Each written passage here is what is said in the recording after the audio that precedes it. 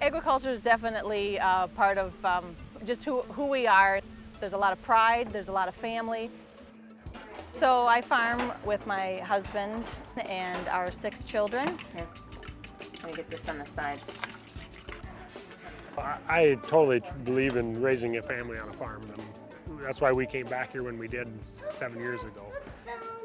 We milk about 100 cows. We run 700 acres, so that consists of 400 tillable and 300 pasture ground.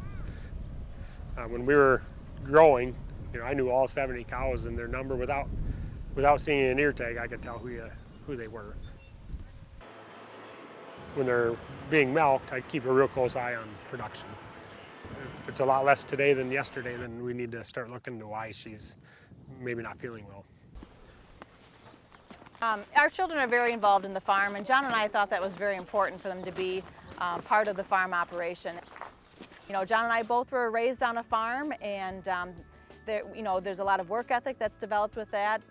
And it's surprising how many people, they have no clue where this food comes from or what it takes to grow it and to bring it to where they are. We love always Family Farms.